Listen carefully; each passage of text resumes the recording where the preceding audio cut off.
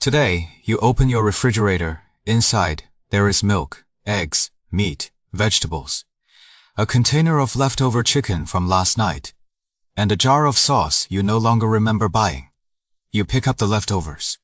You smell them. Something feels a little off, so you hesitate for 3 seconds and throw them away. To you, that is just a few dollars wasted. But in the world without refrigerators, spoiled food was not just waste. It could mean hunger. It could mean sickness. It could mean a family failing to survive the winter. It could mean an army losing before the battle even began. Today we ask, is this still safe to eat? For most of history, people had to ask a much darker question. If I eat this, will I still wake up tomorrow? So here is the question. Before refrigerators, before cold chains, before frozen warehouses, and before supermarkets, how did people keep food from rotting too quickly? To understand that, we have to start with one simple fact. Food is not just sitting there. It is changing. Meat decays. Fish begins to stink. Fruit softens. Grain absorbs moisture. Milk turns sour. Vegetables wilt. Insects, mold, bacteria, air, water, and time are all working against it. To modern people, a refrigerator feels like a pause button.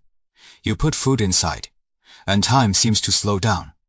But before refrigeration, humans had no pause button. They had to race against decay. The first and simplest method was to remove water, because many forms of spoilage need moisture.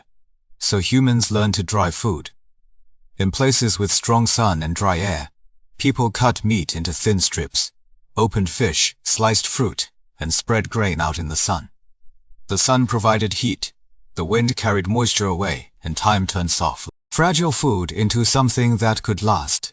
A piece of fresh meat might spoil in days, but if it was cut thin, dried properly, and stored well, it could survive much longer. Fish worked the same way. A fresh fish left alone quickly becomes a smell no one wants to stand near. But split it open, salt it, hang it in the wind, and suddenly it can cross days, weeks, sometimes even longer.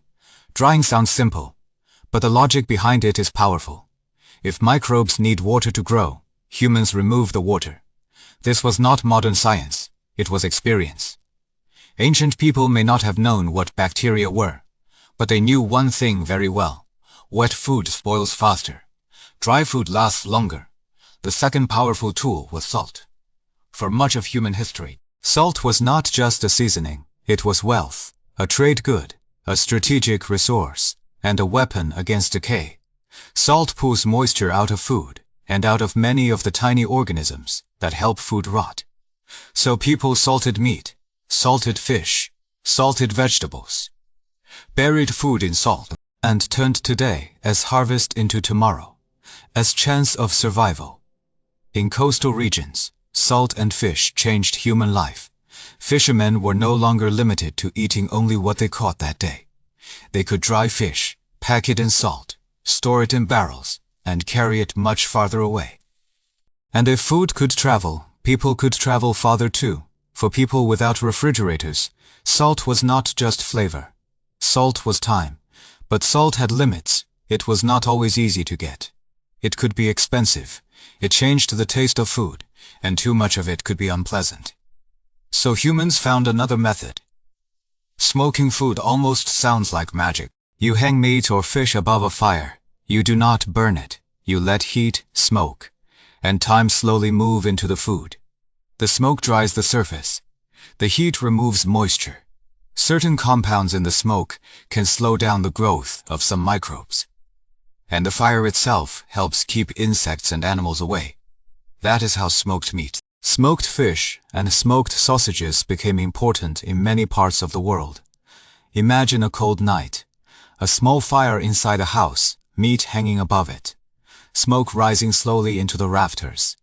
It blackens the beams, and little by little, it changes the food. Today, we think of smoke as flavor. But at first, it was survival. It was not fine dining. It was a way to make food last until the next season. Then humans discovered something even stranger. Instead of stopping change, they learned to control it. This is fermentation. Milk spoils easily.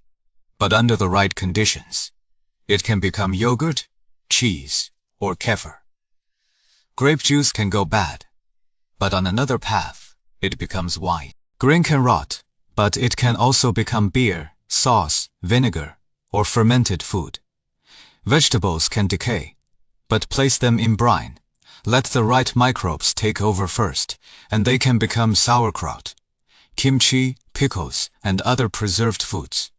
The strange power of fermentation is this. Humans are not defeating microbes completely. They are letting the useful ones win first. Those microbes change the acidity, change the flavor, change the environment, and make it harder for more dangerous organisms to take over. To ancient people, this was not microbial management. It was experience they learned generation after generation. Do it this way, and the food lasts longer. Do it this way, and the flavor changes. Do it this way, and you can taste summer in the middle of winter. The Romans even pushed fermentation into territory that sounds strange to modern ears. They loved a sauce called garum. Garum was often made from fish parts, and salt, left to ferment in the sun until time transformed something pungent into a salty, savory liquid. To us, it sounds dangerously close to rot. To many Romans, it was flavor. It was status. It was a prized condiment on the table. And that is the strange line fermentation walks. The same food is changing. On one path, it becomes decay. On another, it becomes preservation. The difference is whether humans can control the process. So fermentation was not just a recipe. It was a survival technology for a world without refrigerators. But preserving food was not always about changing the food itself. Sometimes humans changed where the food was kept. Underground, the world is cooler. Temperature rises and falls with the day, the night, the summer, and the winter. But below the surface, temperature is more stable. So humans learn to use cellars. Root vegetables, apples, wine, dairy, and other foods could be stored underground. It was cooler, darker, slower to change. There was no direct sun, less wind, less heat. A cellar could decide whether a family made it through winter. Potatoes, turnips, onions, apples, if kept in the right conditions, could live far longer than they would on a table. This did not make food immortal. It only helped it die more slowly. In some places, humans even learned to store cold itself. In winter, lakes and rivers froze. People cut the ice into large blocks, dragged it to shore, stored it in ice houses, and packed it with straw, sawdust, or earth for insulation.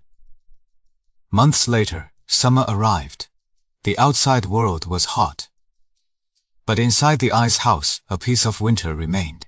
That was not just ice. It was stored season, in hot, dry regions. People also found ways to make and preserve coal. Ancient Persian yakhchāls were brilliant ice house structures. With thick walls, underground storage spaces, shade, and special building materials.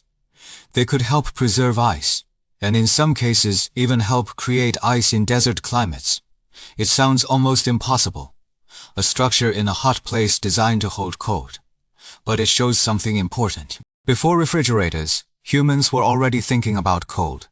They simply had to buy it with architecture, climate, season, and hard labor.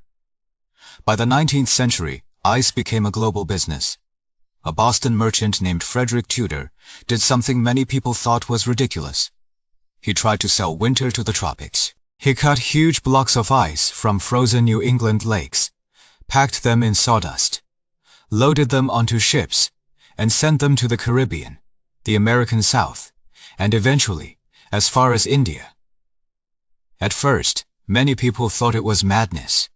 Put ice on a ship, sail it across warm oceans, sell it to people in hot countries.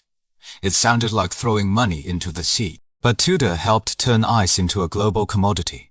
For the wealthy in hot climates, ice meant cold drinks, chilled desserts, and a kind of luxury that had once seemed impossible.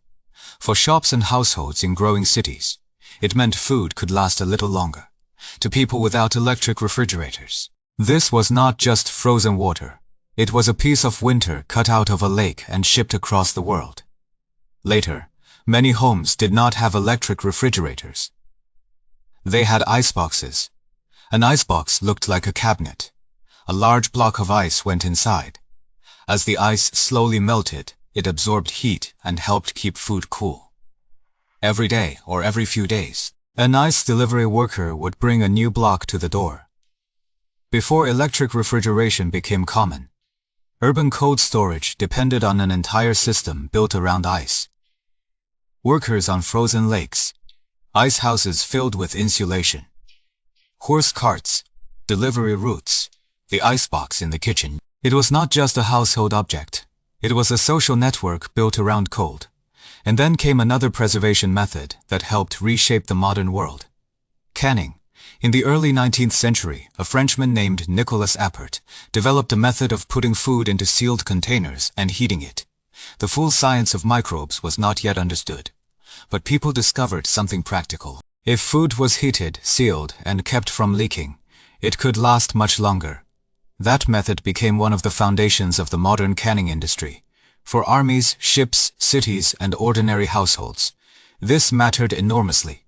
Food no longer had to depend completely on the season. Soldiers could carry more stable rations. Ships could travel farther. Cities could store more food. And people could eat things long after harvest time had passed. In a world without refrigerators, a can was like a small time capsule. It sealed a season into the future. So when we ask, before refrigerators, how did people keep food fresh? The answer is not one method. It is a whole system of technologies built to fight decay: dried, salted, fermented, buried, iced, canned.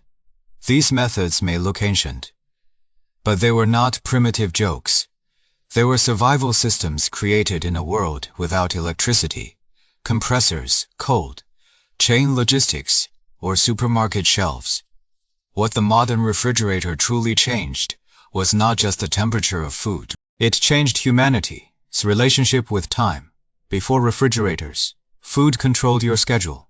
You had to eat it now, dry it quickly, salt it heavily, hang it in smoke, bury it underground, let it ferment, pack it in ice, seal it in a container, or turn it into something else before decay arrived. The refrigerator gave humans a quiet kind of freedom.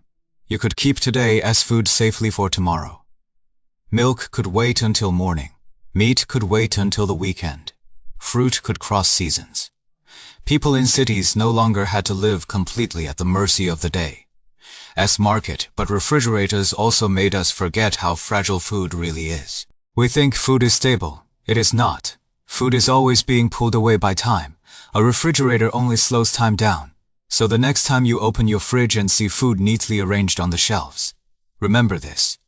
For most people in the past, every piece of meat, every fish, every apple, every cup of milk was a countdown.